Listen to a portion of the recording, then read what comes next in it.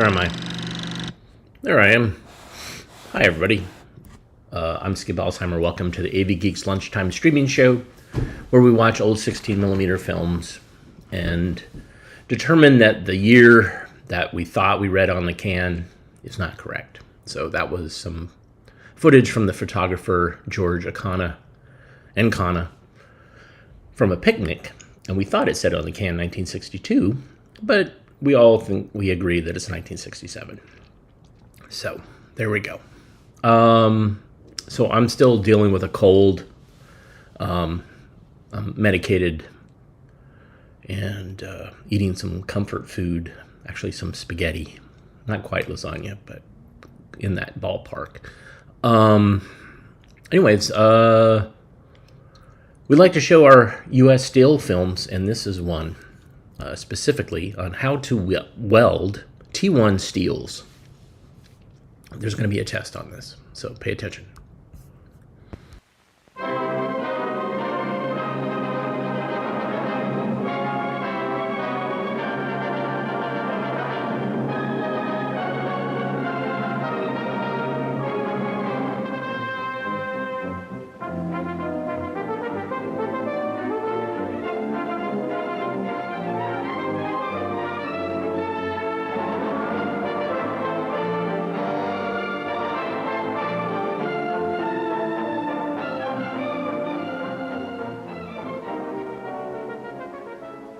The introduction of USS T-1 Steel a few years ago marked the most recent major development in the long history of steel, the world's most versatile metal. Tough, strong, easily weldable, USS T-1 Steel is today a proven engineering material. For example, in the Carquinez Bridge in California, USS T-1 was specified for top chords, bottom chords, verticals, diagonals, gusset plates. Result, greater strength, reduced weight, easier construction. The Carquinez Bridge took advantage not only of USS T-1's toughness and strength, but also of its weldability in the shop and field. To successfully weld T-1 steel, it is only necessary to follow three basic welding rules. Use the right electrodes, the right welding heat, and the right procedure. What is the right electrode? For T-1 steel, it's low hydrogen, and here's why. In the extremely high heat of welding, any hydrogen which is in the electrode coating or any which may have been picked up as moisture, is released. Here you see the hydrogen as a blue gas. While the metal is in the intensely hot molten state, there is no problem, for the released hydrogen is dissolved in the molten steel. But as the joint begins to cool and shrink, its capacity to hold the hydrogen is reduced. The hydrogen, free to dissolve, causes underbead cracks, tough to spot because you can't see them. This underbead crack was caused by using a type E6010 electrode, a rod whose coating is often high in hydrogen. But this trouble can be avoided by using only low hydrogen electrodes, of which there are several. In this case, the number is E11018. And the clue to low hydrogen coating is the number 18. Let's check a few rod classifications. E8015, E9016, and E11018. What do these numbers mean? The first two or three figures in the classification refer to the ultimate tensile strength of the deposited metal of the rod. The last two numbers are the checkpoints for low hydrogen, 15, 16, and 18. To repeat, 15, 16, and 18. Only these three numbers indicate low hydrogen coatings. Low hydrogen rods stay low in hydrogen only when they are kept free from moisture. Even the moisture in the air is easily absorbed by the rod coatings. To keep exposure to the air at a minimum, most shops open no more than a 2-hour supply of electrodes. The exposed rods are kept dry at an oven heat of 250 to 300 degrees Fahrenheit. Because this temperature is above the boiling point of water, any moisture present evaporates. No moisture means the hydrogen content stays low.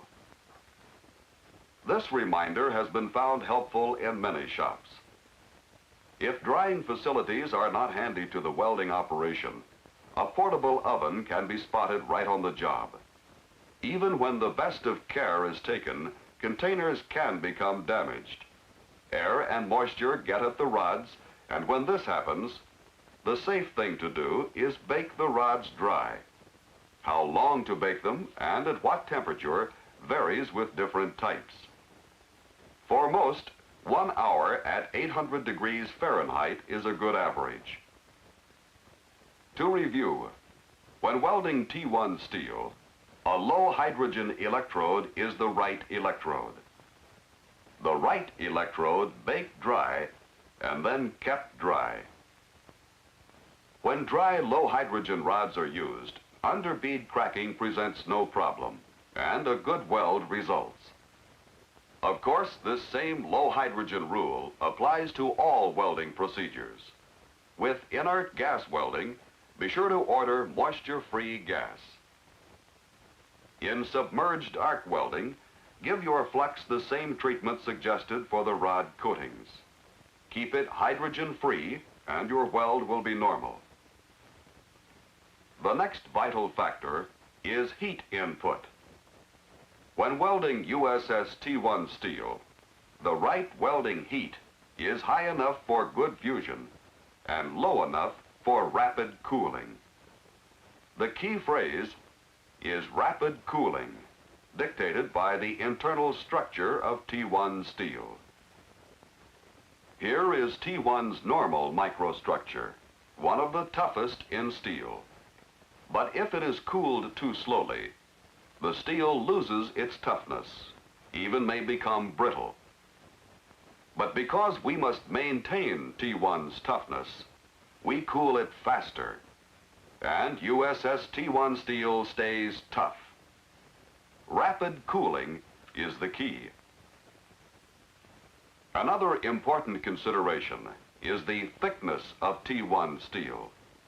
The thicker the plate, the higher the permissible heat input. The thinner the plate, the lower permissible heat input.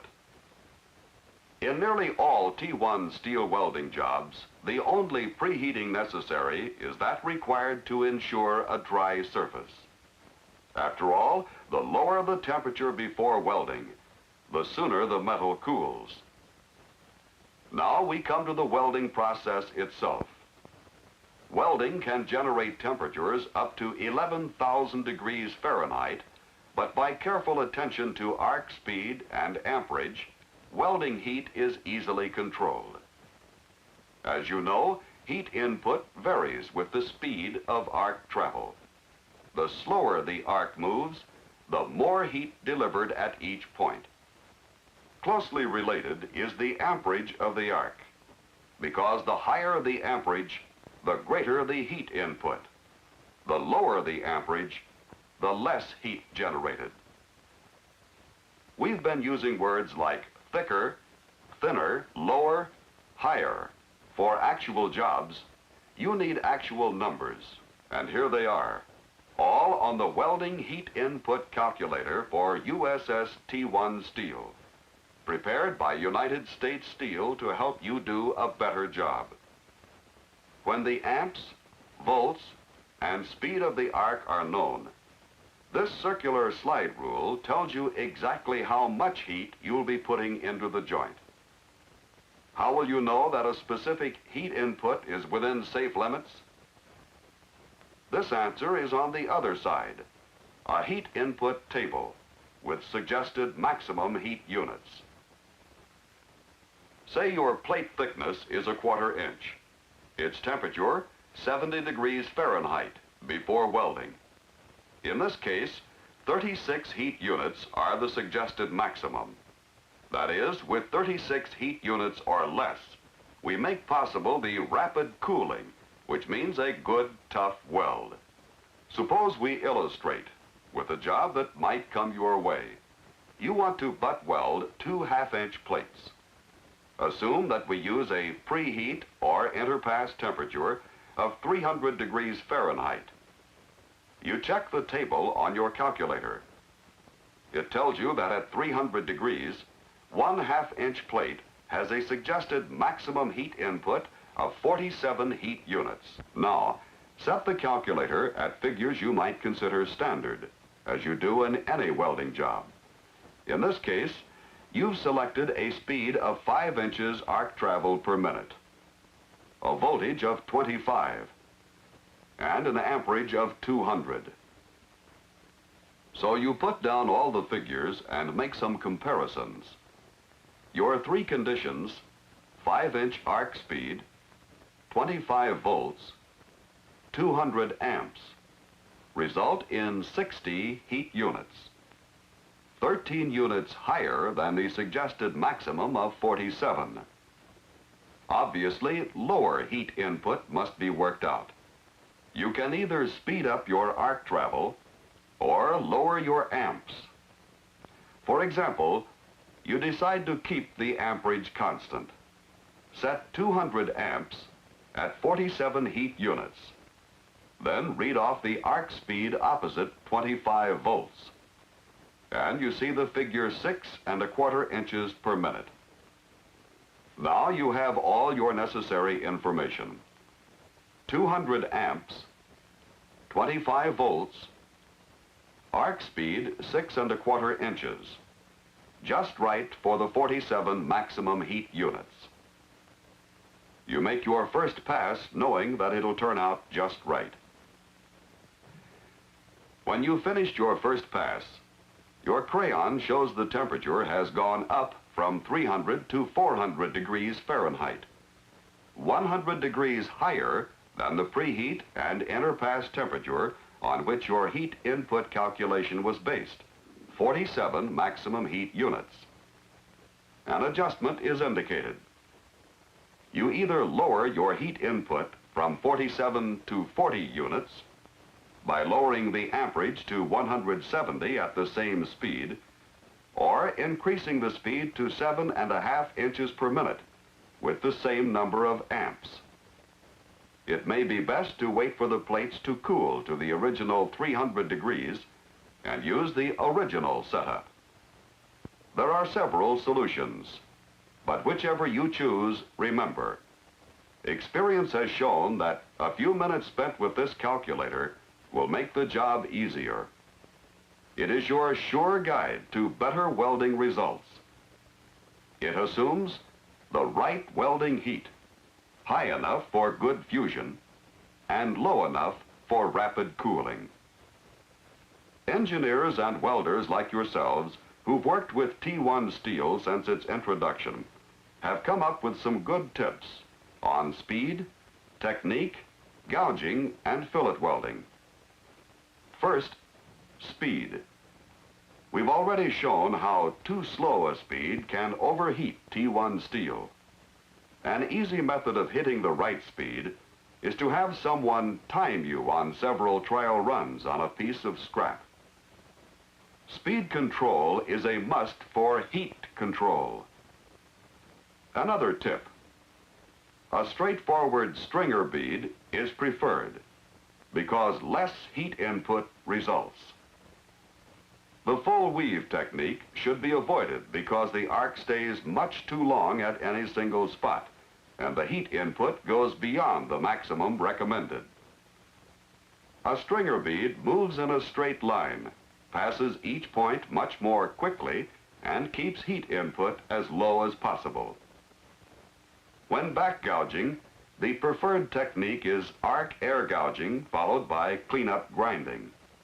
This generates far less heat input than oxyacetylene torch gouging. Fillet weld preparation is much the same as that for butt welding. If the joint is to be preheated, it must be preheated before the tack welds are made. Dry, low-hydrogen rods of a strength equivalent to the fillet weld metal are also used for the tack welds. The size of the tacks must be big enough in area that they will not crack on cooling. You clean the tacks before the first fillet pass to assure a clean route. You have seen good and bad fillet welds. A bad weld has these undercuts, poor contour, and bad route. Top welders try for good penetration with no undercuts. The weld is smooth, correctly contoured, and well faired in to the legs of the pieces to be joined. Because USS T-1 steel is so strong, additional care is necessary. When welding thick pieces, and if the finished weld has to be stress relieved, high-strength rods such as E100 or E110 were specified. As the weld metal cooled and contracted, it was strong enough to actually pull cracks at the toes and seriously weaken the weld. This could have been easily avoided. One way to reduce restraint caused by shrinkage is to use more ductile rods. Rods lower in strength, since T-joints usually need less strength than butt joints.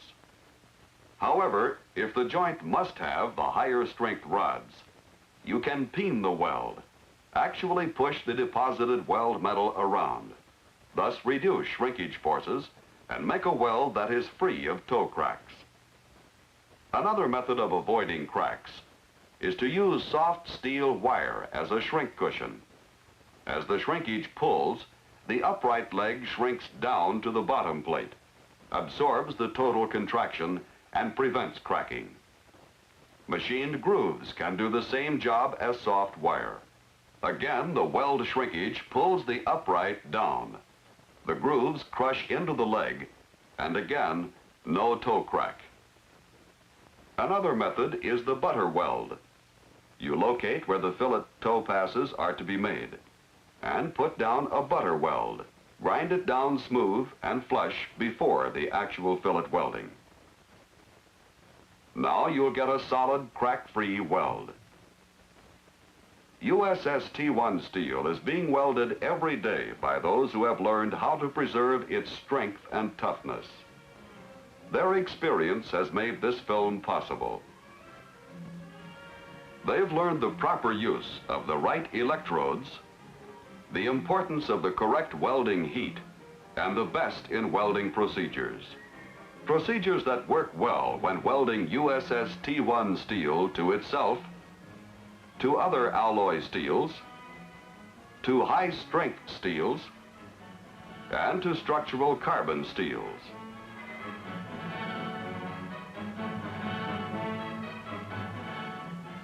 We've reproduced in this booklet all the shop experience and engineering guides shown in this film. Pocket size, you can keep it handy on the job. The calculator enclosed in the back of each book is a quick source of all technical information for any job. Close attention to calculator and book will mean a successful weld of USS T-1 steel every time.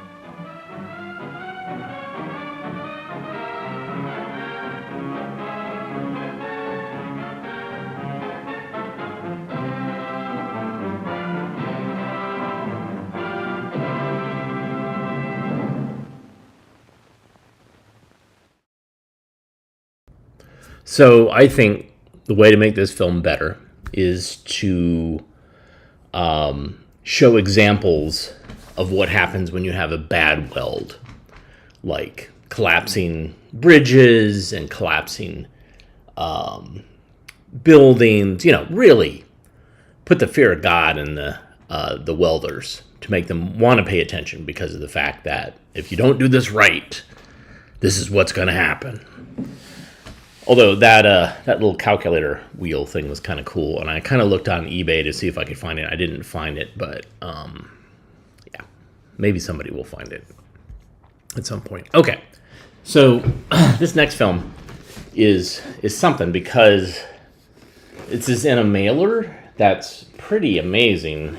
I might have one or two other films that have this type of mailer. It's not a Plilo, and you see it has these weird latches on them that you have to reposition. You pull up and pop. And the other thing is the pop. Almost there. All right, cool.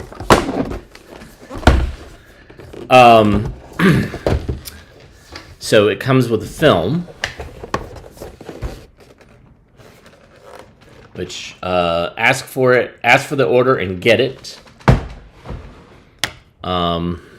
It comes with two posters. Like, check this out.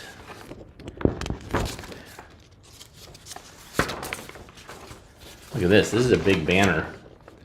Join the AFTO club. Be a closer. And remember that coffee is only for closers. Then you have an ad for the screening that you're going to show, which is Joe Batten in Ask for the Order and Get It, to be shown a tough-minded salesmanship film. But here's the kicker. I've never seen this before. Don't throw away sales. Ask for the order. So if you I don't know how old most of you are, but this was a trash bag that you would hang on the knob of your radio. And so this was a handy trash bag to put trash in. Yeah. Anyways, that is phenomenal. What else? Oh, and you can order other things. Here's a order sheet. You can order a display banner, the AFTO Club, for $1 each if you get 1 to 9. If you get 250 or more, it's 65 cents each. The display banner, it's the same.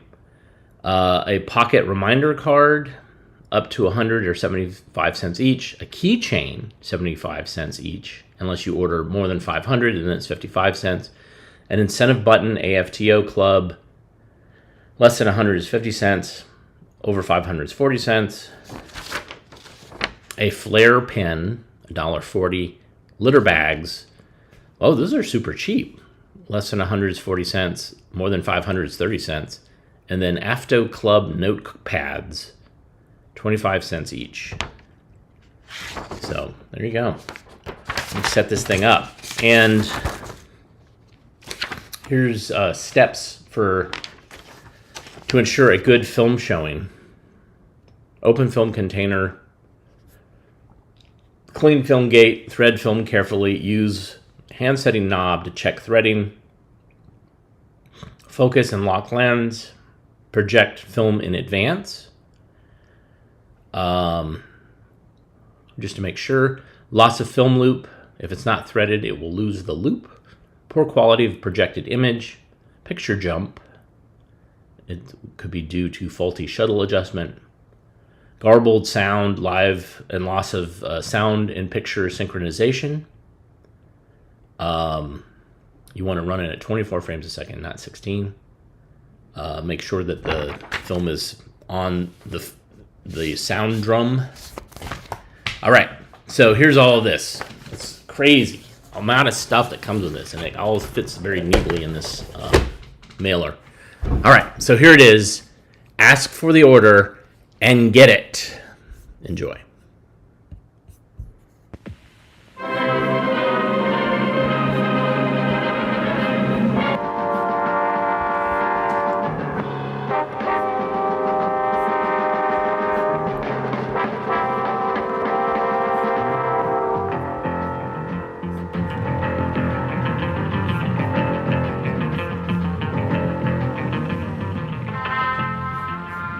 other words, Mr. Johnson, you get more production at lower cost, less maintenance right from the start. It's a terrific machine. So do you have any other questions about it? Oh, I'd say you covered it pretty well. Oh, good. Then there's nothing else you want to know about it? I don't think so. Well, then, see, I did mention the new automatic rejection feature, didn't I? Yes, you did. Well, I guess that just about covers it. I think so. Well, there's no other information I can give you. See, I've got all kinds of literature right here. I'd be glad to go over No. with you. Look, I appreciate your coming by. Oh, I'm glad to, and I know you're busy, but I just wanted you to have the facts and figures so that when you're ready to make a decision, you'll be ready. That is, I know you want to think it over, and I want you to know that I'll be glad to do anything I can to help you make a decision. Yeah, okay. We'll get in touch with you. Thanks so much, and so long. Hold it. Let me ask you something, and I want you to be perfectly honest about it. Did you see anything of yourself in that picture? Have you ever done what that salesman just did? Well, if you have, you're not alone. If it's any consolation to you, and I hope it's not, his performance was pretty typical of the way thousands of salesmen operate today. Intelligent, likable, hardworking people in the profession of selling. It's how they manage to get only a fraction of the sales they've worked for. They lose the orders that other salesmen get by a very simple process. Let me show you. Let's go back to that same customer.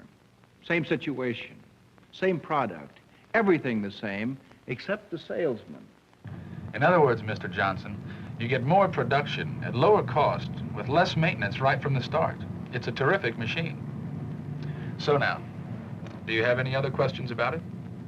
No, I'd say you covered it pretty well. Good. Then if you're satisfied, can I write up an order? Well, I don't see why not. Okay. All right, hold it. Of course it's obvious that there's a difference between this salesman and this one. This man got the order. This one didn't. And you know why? It's not that this man is any smarter or knows his job any better than this one. They both have the same training and experience. They both know all the same basic principles of selling. The difference is, this man uses his knowledge, and this one doesn't.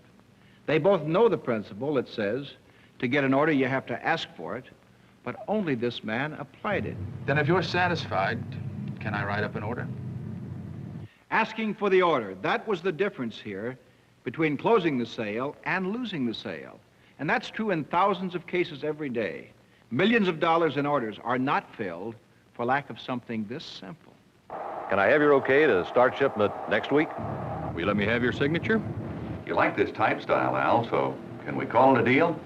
Shall I put you down for 30 gross? Now, I'll grant you, your job might be simpler if you didn't have to come right out and ask for orders. If customers would close your sales for you.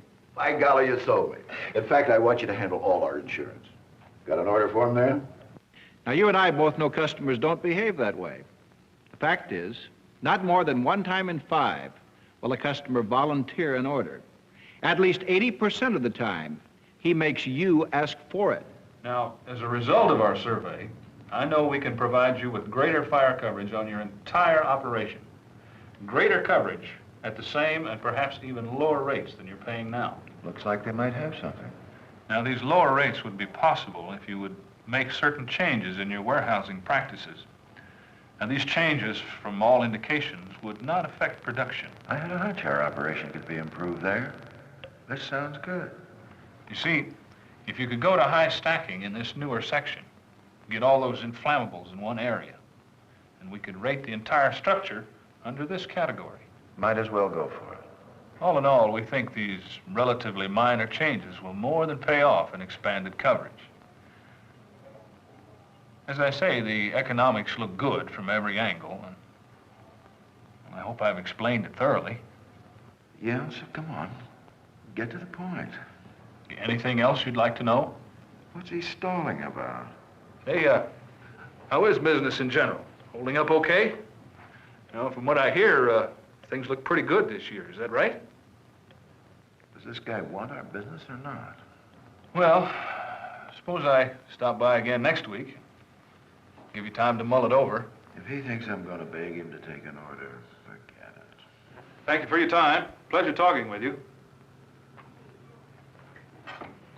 Probably better talk to that other agency that's been after us.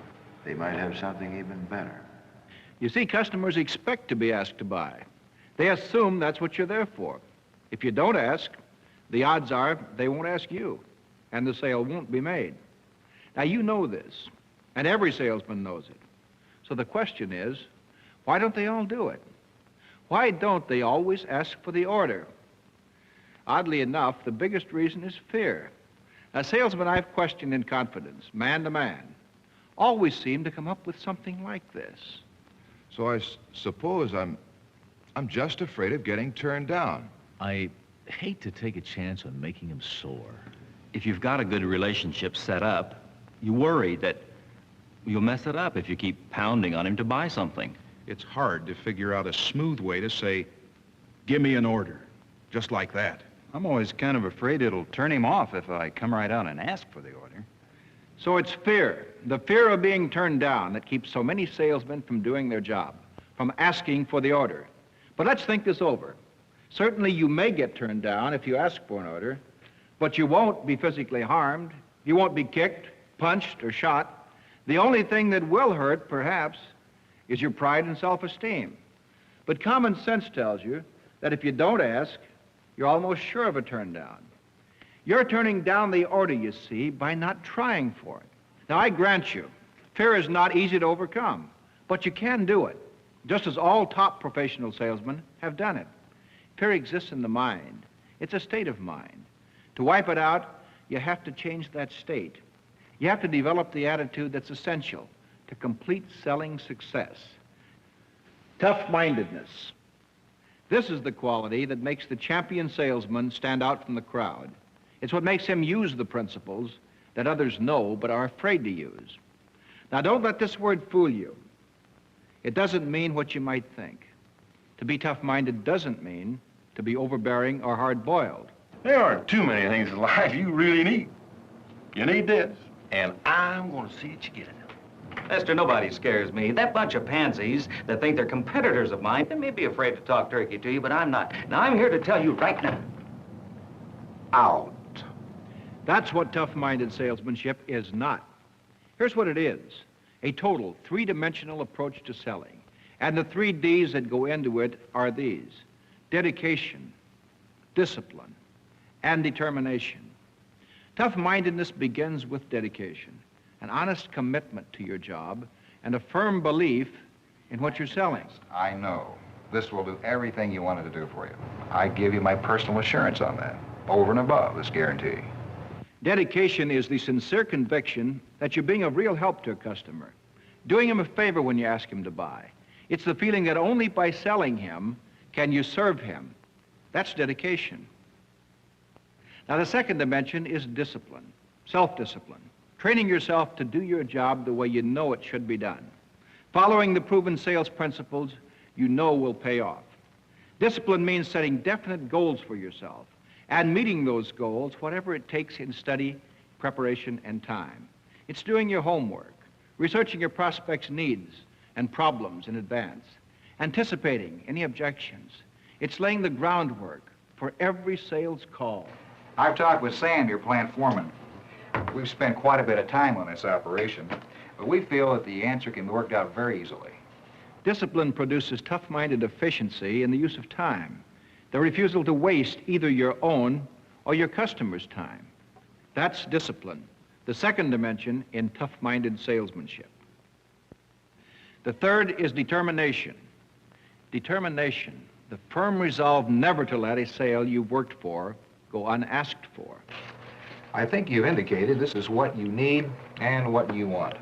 So, can we wrap this up this afternoon? And it's determination that prevents you from taking a quick no for an answer. No, I don't think so. Not quite yet. Determination not to mistake a customer's doubt for refusal. You still have some reservations. Well, Mr. Garner, would you mind telling me just what it is about this proposal that's bothering you? Is it price? Well, not exactly. although it's a lot of money. Well, let's take a look at all the cost factors, not just price alone. It takes determination to stay with a sale, to recognize that the word no may mean no for now, not no forever. So really, you're saving money. Now, can we figure on delivering next month? Dedication, discipline, determination. These are the three dimensions of tough-mindedness in a salesman, a totally successful salesman. And there's no time when tough-mindedness takes on more importance than at closing time. This is when all your selling effort either pays off or goes down the drain. Assuming you've done everything right on a call, from your opening approach, capturing your prospect's interest. The answer to that problem on number 4 line. Oh, really? How's that? A thorough presentation, your statement of customer benefits, tailored to his special wants and needs. And extra capacity, but also the right size to fit into your operation. Assuming you've handled any questions or objections perfectly. Well, you don't have to replace the whole assembly anymore. So you see, And assuming your summation has been a real masterpiece. Fact remains, all of your time and effort to this point have been wasted unless you do one thing more, close.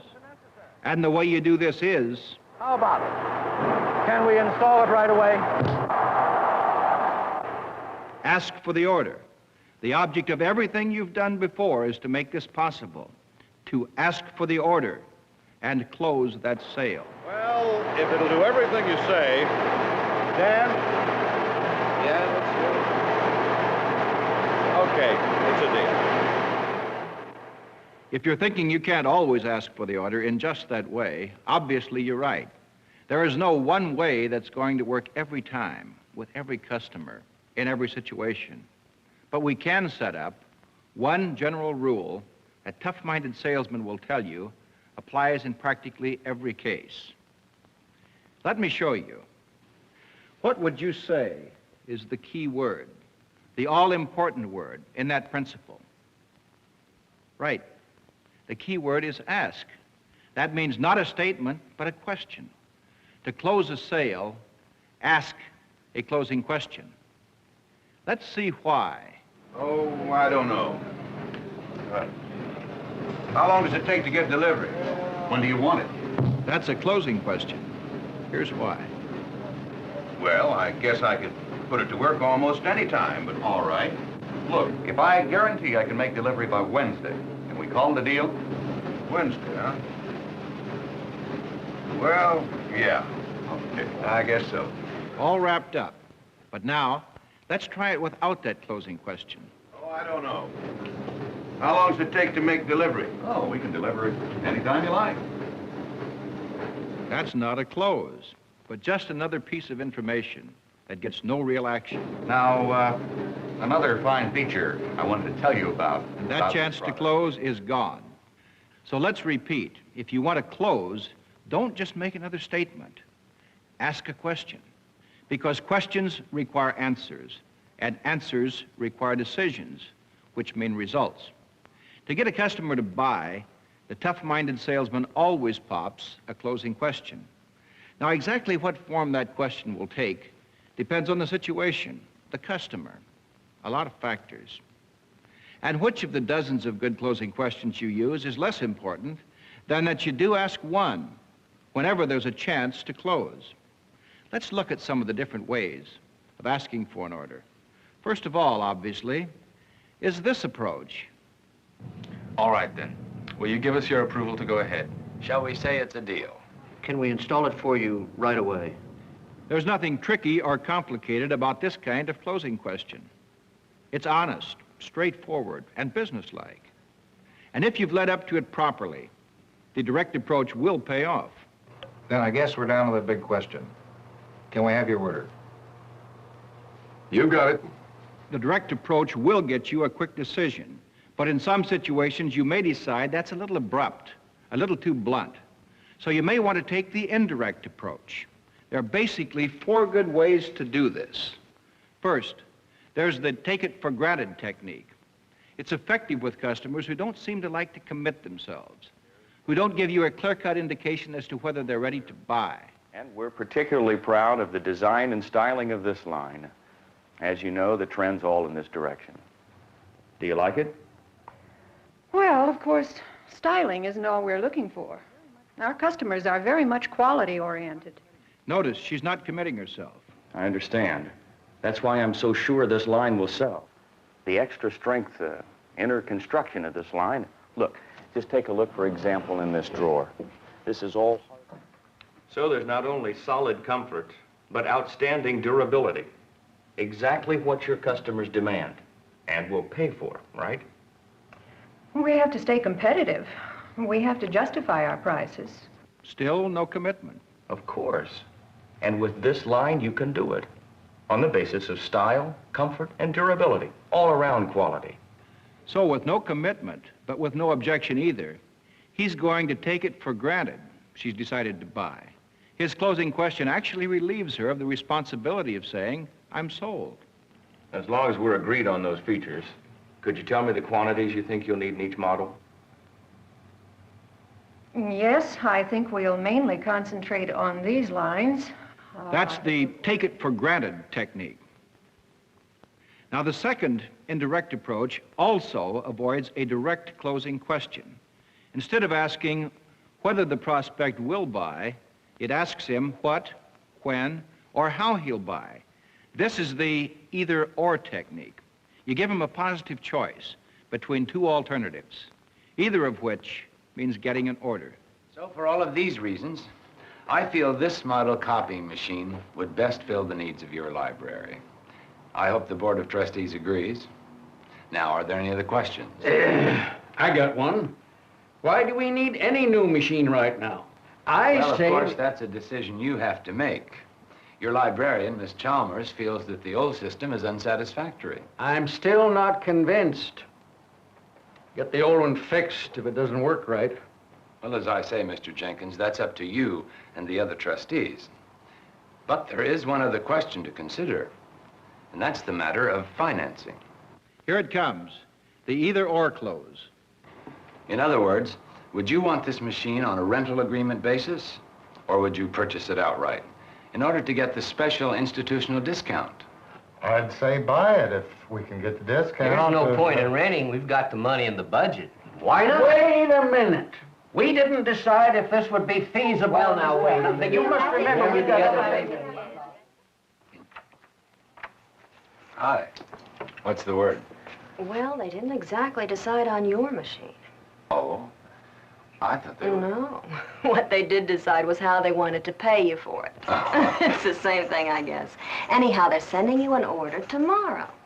The either-or technique. But now, let's suppose your prospect is the thoroughly indecisive type. He has trouble making up his mind on all big issues or big purchases. In his case, the third indirect closing technique often works. It's the step-by-step technique. It's like the old game of 20 questions, in which the hard-to-get answer is reached by way of the easy answers to a series of little questions. And that's all there is to that. But a week after you've had this central air conditioning, you're going to wonder how you ever got along without it. I just don't know. I can't decide whether it's worth all that money. Martha? No, it's up to you, dear. If the big answer is hard to get, try for the easy decisions. It is a big decision, but while you're thinking about it, tell me, do you think that wall would be a convenient place to place your control, your thermostat? Well, I don't know. I think that wall would be fine. Fine. That would be handy, and not too obtrusive. Do you think that you'd have to have that unfinished attic room air-conditioned, or do you plan to use it ever? Well, I don't know. I guess not. We never use it anyway. Be a big saving there. So, you have your choice of condenser units now. There is a deluxe unit and a standard unit, both good. But the standard unit is $75 less than the deluxe unit. What do you think? I'm not just sure if the standard unit does the job. That'd be my choice, too. Oh, and where around the house would you like to have the unit placed, the outside condenser? Well, I guess maybe someplace in back? Outside by the back door to the garage. Good. Yeah. And, and how about planting some shrubs around it to conceal it? Step by step, through a series of easy decisions, you build agreement on the big decision. I'll say this, Mr. Courtney, you folks certainly know exactly what you want. And the way that you've laid it out here, the price is a little less than even I had it figured. Well, good. Right. So if you would just sign this authorization right there, and I'll have the engineers out in the morning to start the planning. That's the step-by-step technique. Now, there's also a fourth type of indirect closing question. This one requires that you know your prospect and his needs well enough to be sure of his response to your closing question. If this is the case, you may want to try the positive-negative technique. It's called this because in your closing question, you make positive use of a negative point which you know doesn't really apply to your prospect. Out of truck, Charlie. Like this. Did I tell you about the mileage test we held last month on the Canadian car? Yeah, you told me that, and I know it's a lot of truck. I'm wondering if I can stand the price. You get what you pay for. You know that. Well, I'm going to have to give this a lot of thought. Well, there's one more thing, and I want to be completely honest about this. The engine is great for highway driving, but it's awful damn expensive in city traffic. There's just too much power for low-speed operation. There's the negative point put to positive use. The salesman knows the truck is to be used only over the highway, so he can afford to be negative about its high cost in city traffic. So my point is, are you sure you'd be using this at least 90% of the time on long hauls cross-country? Are you crazy? Of course I would. You ought to know that. Highway operations is all I care about. If this engine is as good as you... Okay. So isn't this a truck for you, Charlie? Maybe so, you bum. In answering the positive-negative question, your prospect may find himself closing the sale for you. Well, I agree. It looks good, but it's going to take a lot of planning to fit that into our schedule. And we certainly want to work with you on that. I just hope that we don't have a problem with... Look, Mr. Fraser, I have to tell you this. Frankly, I don't believe we can get the machine installed into your plan until the 1st of the month. Will that mess up your schedule too much? Oh, no. No, as I say, it'll take that long to get ready, to make a place for it. No, I think the 1st would be about right. You'll get turned down sometimes, of course. That's part of the game. And you won't always close in the first try. Some sales you never close. Nobody bats 1,000. Well, that gives you the idea of some of the different kinds of closing questions you can pop when you want a decision. Some of them may work better for you than others, but any one of them will get results if you use it. Now, the matter of timing. The old idea that there's some one psychological magic moment when you either close a sale or lose it forever. That's a myth. Any time a prospect indicates agreement with you can be a good time to pop a closing question, whether or not you've made the whole presentation you planned or not. Yeah, we got pretty good results from your last special edition. Okay. Then can we figure on you for a full page this time? Man, you don't waste time, do you? You just got here. George, I got a whole big full-length pitch. I'm just dying to try out on you. Forget it. One page is enough. A tough-minded salesman will pop a closing question any time he gets any clue that the prospect may be near a decision. I don't see why we'd need 20 of them. I agree. How about if we settle on 12 right now? Well, I think it would appeal to the boss, but... In that case, do you want to issue the order? Is it a deal, or do we have to get his approval? No, I can okay it. No, wouldn't do us a bit of good unless we had them in stock by the end of the month. All right. If I guarantee delivery by Monday, can I have your okay now?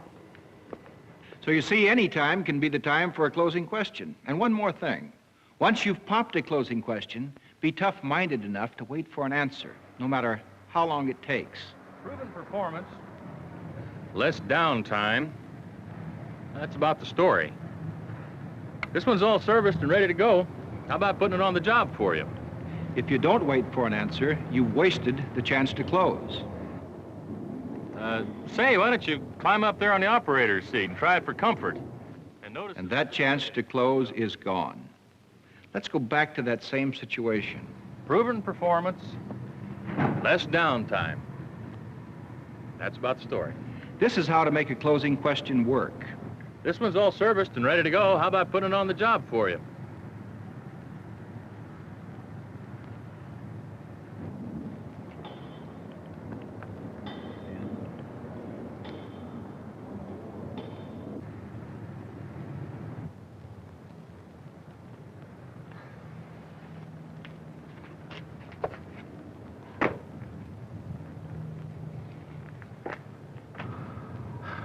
Okay. You made a sale. All right. What you've seen here is a principle in action, a principle you learned as soon as you got into the selling profession. But it's not enough to know this. Everybody knows it. You also have to have the dedication, discipline, and determination to do it. You have to be tough-minded enough to use your knowledge, to ask for the order on every sales call. And the way you learn how to ask for the order is simply this. Take any one of the direct or indirect approaches, and use it exclusively for the next month. Resolve yourself to use that single closing technique in every sales situation. At the end of the month, set it aside and choose another closing technique. Now use it to close every sale for the following month. Each month, you use a different closing technique until you have mastered all of the techniques. If you have the tough-minded resolve, let's face it, the guts to do this, you will prove to yourself that no matter which one you use, the important thing is to discipline yourself to use one.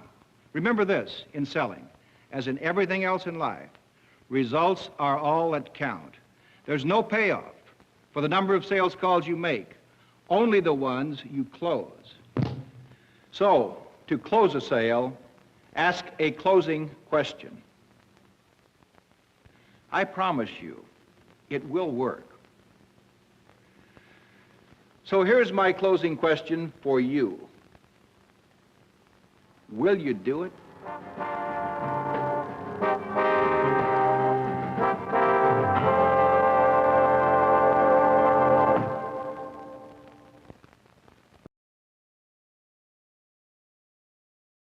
Will you do it? You bum. Wow, yeah. Pretty great. I mean, some of these films are just bland, one person up with a chart and just goes blah, blah, blah, blah, blah. So what I appreciate about this is the skits in between, the dramatic things in between. So this is well fleshed out. And there's others in this series. Dartnell had a bunch of these that were all made by Calvin Productions. And some of them I'm running across in the Prelinger collection. But this one is ours. And we own it. And we own the little auto trash bag that's made out of vinyl. Thanks for joining us today.